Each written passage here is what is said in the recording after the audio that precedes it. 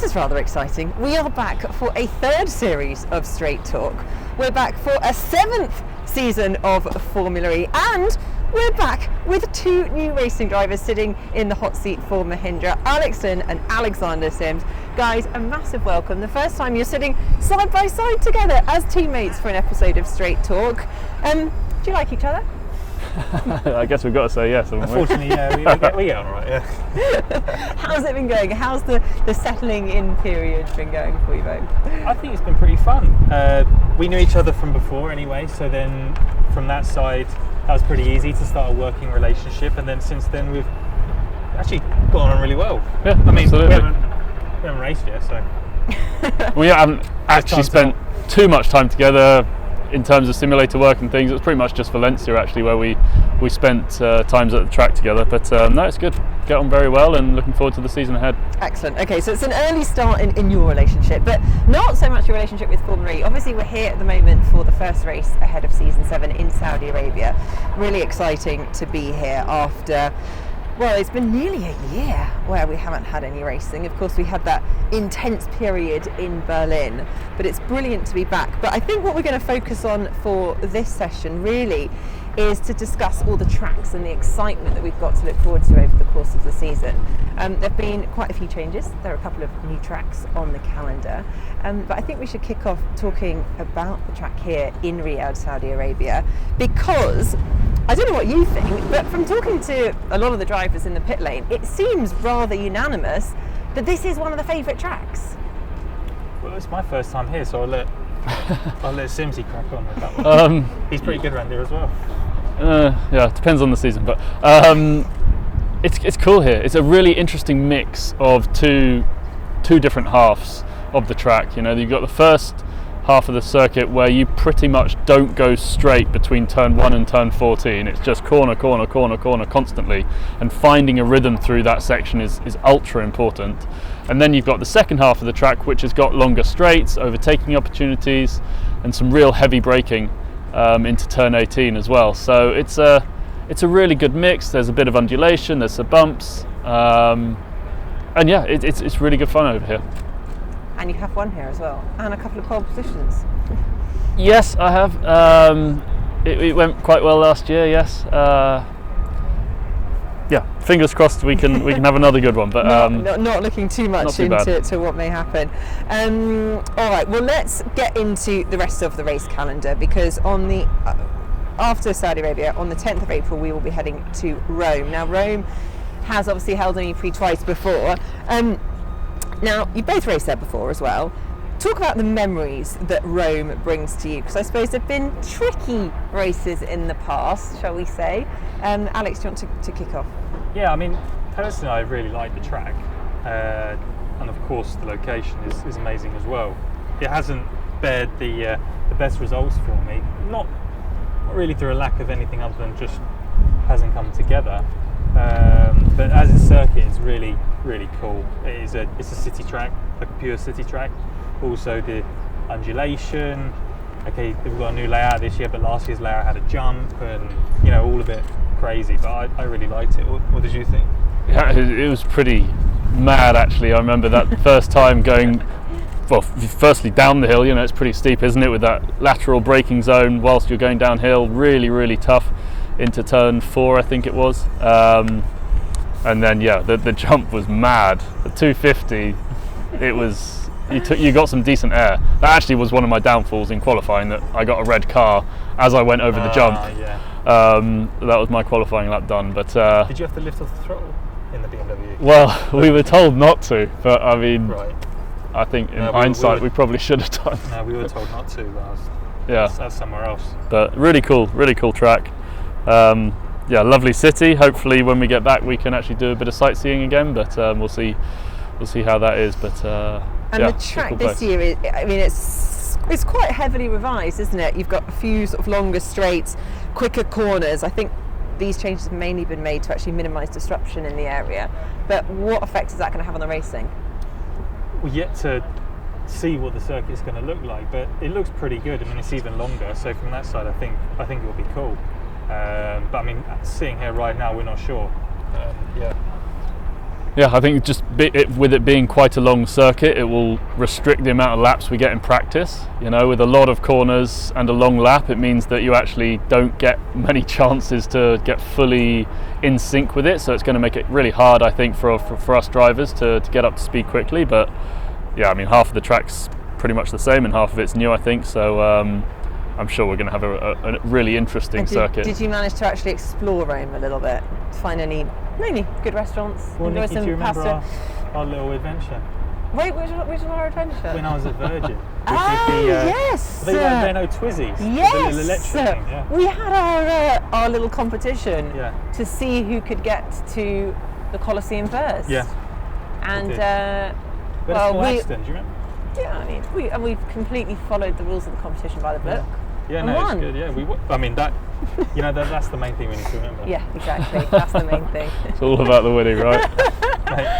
I was on the prize, but it's such a beautiful city, isn't it? I mean, to actually be able to go racing in such a historic location with things like the Colosseum around the corner is pretty magical. Yeah, it's really pretty, and I think it's a really cool location. I mean, it's one of those things where you wish you had more time to. But again, I'm pretty bad for whenever I go to these amazing places. If I'm going there for racing, I struggle to let my mind wander anything other than the job on hand. But it'd be nice to see something, but for some reason I'm just not able to open up my mindset for anything other than the job. But yeah, I don't know if you find the I was thinking it's pretty understandable. I mean, you know, what we're doing here, everyone takes very seriously. It's amazing that we go to some of these places. You know, it's not only Rome, is it? That we go to so many other awesome locations. But at the end of the day, we're there to try and win races, and that takes a lot of dedication. So it's only after the racing, normally, for me anyway, if you fly home on the next afternoon or something, that you can spend a morning looking around. Will you always fly home pretty much straight after a race, or do you sometimes kind of tag on a few days to chill out and enjoy the location that you're racing in, or do you kind of just completely separate work and? Well, I mean, for me, it really depends on how the calendar through the year sits. I think quite often, especially with the Formula E races, you'll have this season in particular. You know, we're going to have lots of effectively back-to-back weekends with 1 week off in the middle, where we're going to be on the simulator back home. So you know, it's going to be necessary to get back home as soon as possible and then get into the following races preparations. But certainly, if I find myself with a bit of time, 2 or 3 weeks off after a race, then if it's a location that I haven't been to before, I'll try and stay an extra day and have a look around, because we're not going to get these opportunities to travel to these amazing places forever in our lives. So yeah, I try to capitalise on it when I can. Yeah, I guess you just got to make the most of these opportunities while you've got them.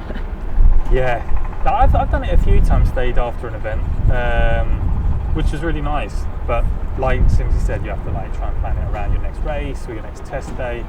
But if it falls nicely, also at the end of the season, I mean, sometimes Formula E's ended in New York a few years, which is also obviously a very nice place to stay for a few days afterwards. So yeah, that's nice. So last time out in Rome, I think it was, you finished P12, since you were P17, but now you're with Mahindra Racing. So what results can we expect? Can we expect? I mean, hopefully a lot more than that. Yeah. Let's put it like that. I remember my last visit there, and it was honestly a disaster. So one to forget. Start. You went off like a bad hell. Maybe for the first few corners, Yeah, I remember. But I found my limitation quite quickly. Yeah, I remember. But no, I'm feeling, I think quietly confident that we can do a good job. I've been very impressed with our preparation so far for Riyadh, and hopeful that we can continue good form into the following races. Well, okay, so after Rome, we are heading to Valencia, which of course is where we've been for the last couple of years of pre-season testing, but we've never had a race there. And I don't know about you, but I think this is going to be really interesting because we've never really had a race at a proper purpose-built track. Okay, maybe you could look at Mexico City as one, but actually quite a large chunk of that is changed again, you know, particularly the stadium sector. It's tweaked to make it more street circuit friendly, so to speak, whereas Valencia is very much purpose-built track. So what kind of things can we expect from that? How do you think a Formula race is going to fare in that kind of environment?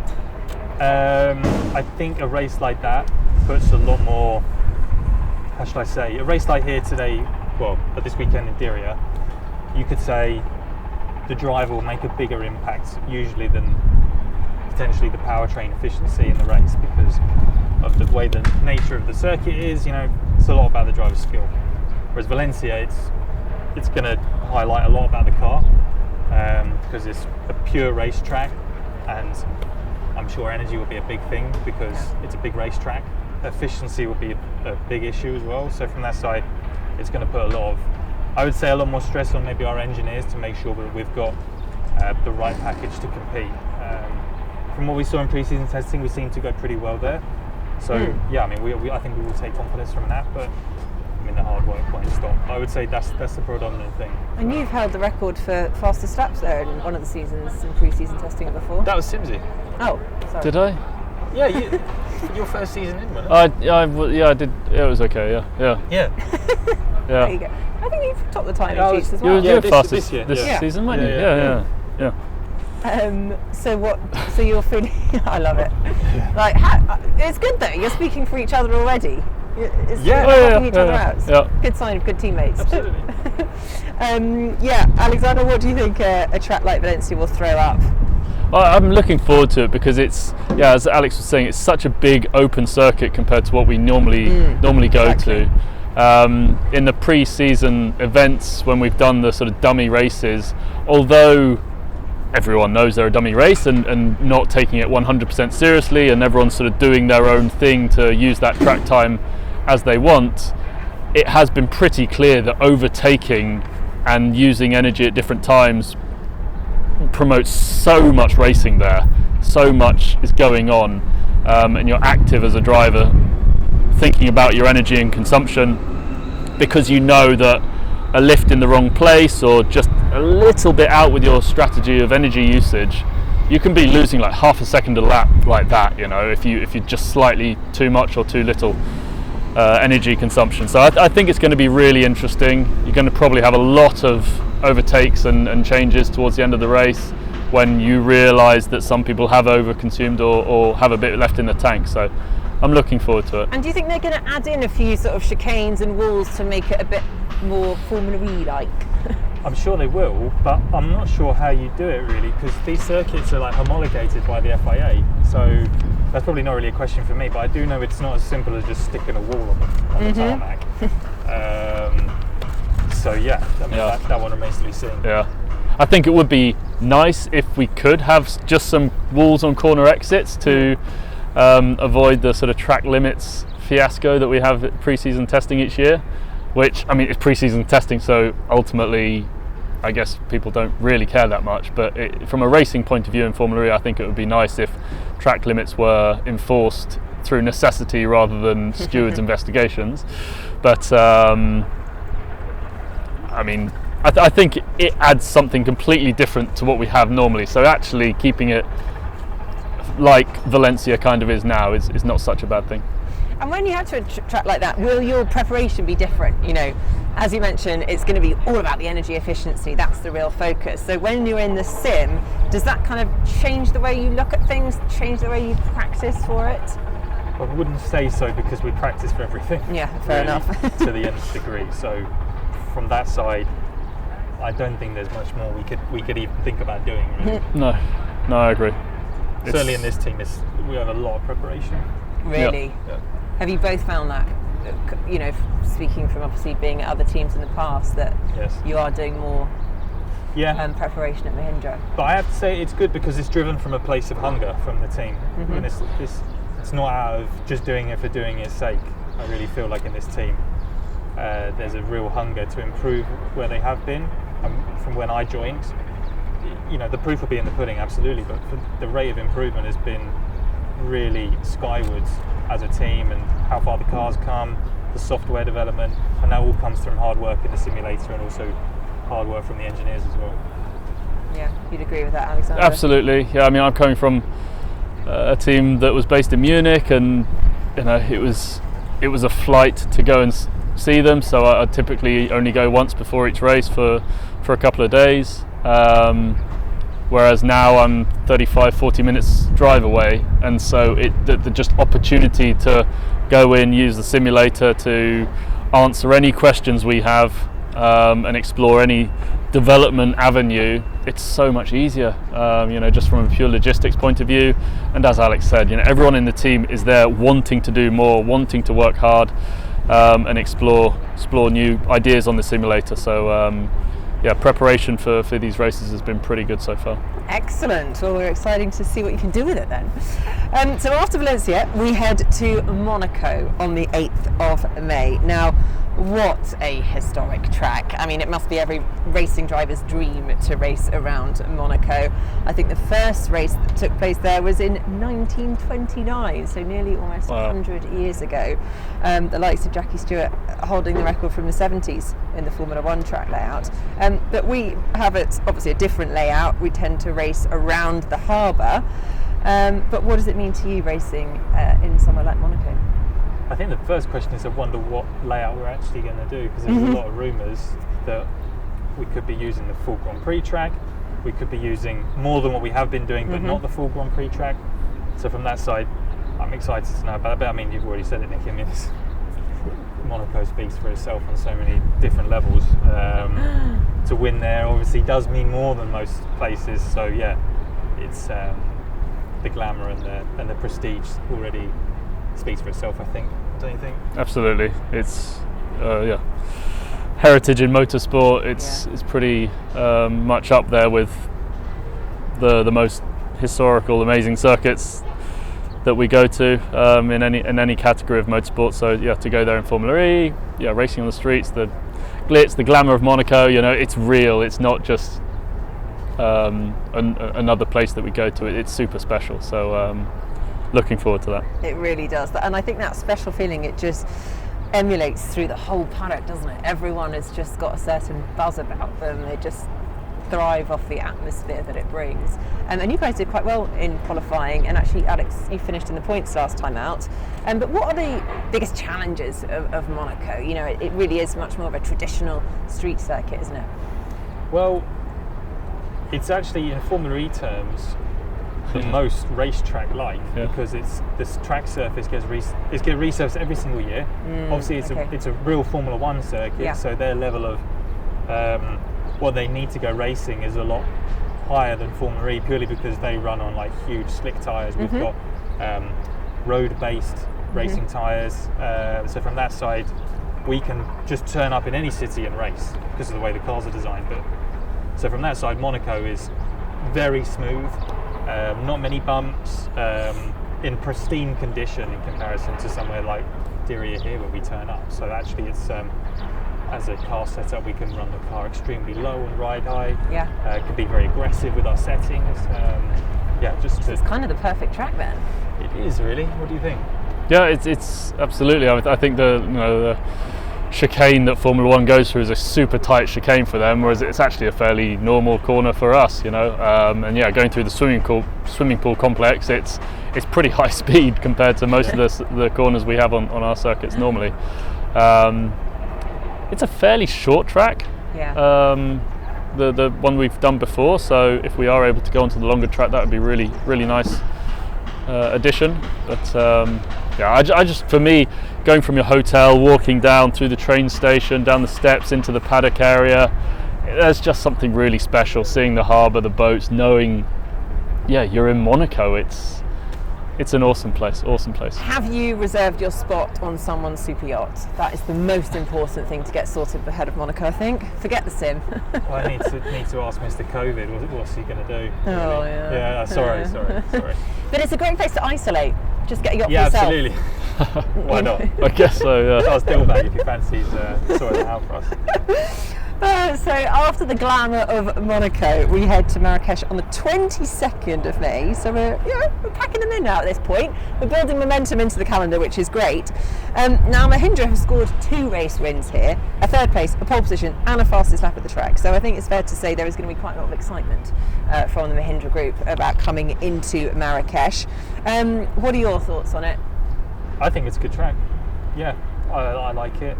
It's going to be a bit later in the year than it usually is, because it's usually quite early in the season or early in the calendar year, so the temperature will be very different. It's a big Formula E track. Again, that's another one like Valencia that exposes the weaknesses in your car and your powertrain, because it's very energy hungry. So from that side, whereas again, going back to Monaco, that isn't. That's again another one where, you know, with a weaker powertrain you can do more.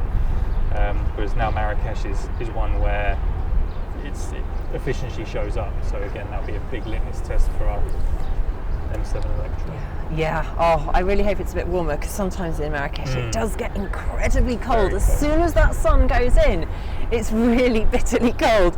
But Alex, you had a 4th place finish there in 29, Alexander, I should say. Sorry, you can't tell where I'm looking, can you? Yeah, exactly. It's a good point. I've got my sunglasses on. It's because I'm so used to calling you Alex, but now it's Alexander, so it's much easier. I will remember going forward.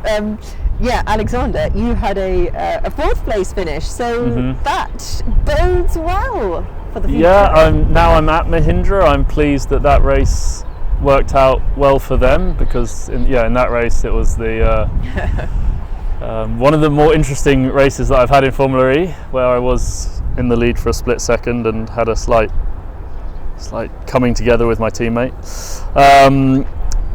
So yeah, 4th place actually was quite a disappointment for me, which was a nice situation to be in a way, but looking forward to going back there. So far the 2 times I've been there, pace has been good. I enjoy the circuit, as Alex said, about it being big, open straights, a lot of strategy, a lot of overtaking opportunities. It's really good fun going there, so yeah, hopefully with some warmer nights it'll be absolutely everything we want.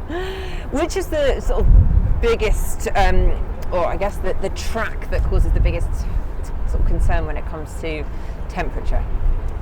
The heat. Santiago. Yeah. That's definitely the hardest one for the powertrain and the battery temperature as well. Quite a stressful thing to manage, actually. I mean, I think the last time we were there, temperatures were sort of 40, 42 degrees. It was unbearable. I'm not quite sure what the temperature will be like in June. So we head there on the 5th and 6th of June for a double header. So double the stress on the batteries. Will they survive? And I think it's winter time there. I think Southern Hemisphere. So it's actually expected to be quite a lot cooler. So I wouldn't anticipate it being anywhere near as stressful from the battery temperature point of view. So might have the first sort of non-battery related temperature race we've had there. Yeah. It'll be good. That's quite good. That's one less to think about. One thing less to worry about. That's good. Because I mean, Santiago as a location is absolutely stunning. I don't know whether you got to do any travelling around there before you went or after you were at the racetrack. I enjoyed, when my first year of Formula E, I really enjoyed the whole South American leg. There was like Mexico, Santiago, Buenos Aires, Punta del Este as well, which like that whole little leg of the championship I really enjoyed, more so than because I'd never really travelled around South America, and I wouldn't say I travelled it, but having been there, it was experience. Experience the culture. Exactly, I really liked margaritas. It. Less of that before the race. More is that just me? Yeah. What about you, mate? Yeah, no, it's lovely. I remember going around Santiago. We did a few dealership visits and things in the two trips I've had there, and all the people were so enthusiastic about the race. Yeah. So friendly. Beautiful city, really beautiful city. And lovely. what are the challenges are? Because we're actually obviously in the park. It's the Park O'Higgins, so it's not really a street circuit as such. What kind of, I guess, challenges does that throw up? Well, I actually have never done the race in the O'Higgins Park. I did this. Do you remember the city one? Yes. That was wild, really wild. That had like a jump in it as well, but not intentional. We need to get the jumps back this season. There's a massive pothole instead. Not so good. No, so I've never done that one, so I'll let Simsy. Yeah, I think they do a very good job to make it feel very much like a street race. Through the 2 seasons we've done it, there's been a very big difference in the sort of main straight section, which has been these sort of large square concrete blocks, very bumpy, very different grip level to then the tarmac area. You don't have too many white lines and then run off. It's pretty much walls everywhere except for turn 1, 2, which means that there's absolutely zero room for error, which is what we like. So no, it's got a nice section of corners.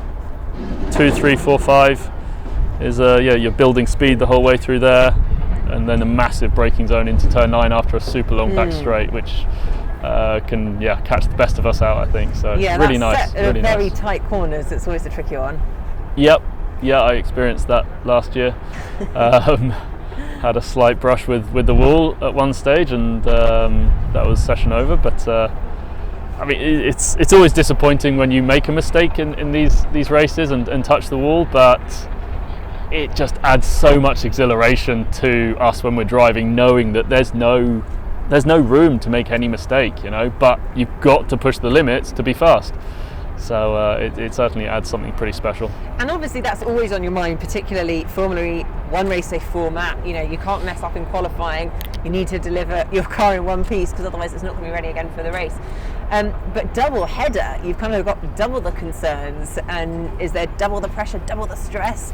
Or do you actually find that maybe by the second race you've got into your groove a bit, you know what's going on, it's a bit easier? How do you find a double header race weekend, which is Santiago? I think double headers, I personally wouldn't say use the word build momentum, because you haven't got a chance in this championship to build anything. You have to arrive ready to go quick. But in the sense that it just feels like 2 different days, but just with a lack of sleep. You know, because you're stressed, or you can't really get ready you need to be ready for the next day. I think you wanted to join. He's a fan. I think he had a question for you. Yeah. I think you had a question. Yeah, I think the double headers, they're the only time in Formula E where we actually have a second day where you actually feel a little bit prepared for what's coming up.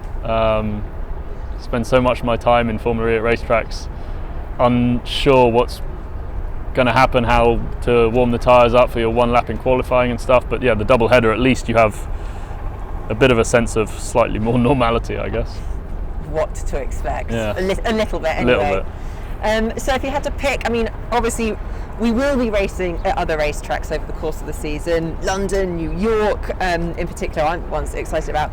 But the tracks we've talked about so far are the ones that have been officially confirmed. So we're going to stick to those for now. Out of those, if you had to pick one, what's your fave? Monaco, yeah, has to be, I think. Yeah. Interesting. I'd probably go Marrakesh personally. Ooh, okay. I quite like Marrakesh. I really do like Marrakesh. They're all good. It's not like any of them are way above the other, but yeah, that'd be Excellent. my pick. Well, just don't forget to book that spot on the yacht and let me know when you have. Yeah, we'll do. I'm ready to celebrate with the champagne. Well, guys, it's been really, really good to chat to you, and we're very excited about you guys budding up as teammates now, and hopefully we can do lots of more of these chats over the course of season 7 as Formula E is now a world championship. Sounds good to me. Absolutely. And good luck. Thank you. Thank you very much. Thank you, and thank you guys for watching if you're watching, or listening if you're listening. This has been another episode of Straight Talk. We'll see you soon.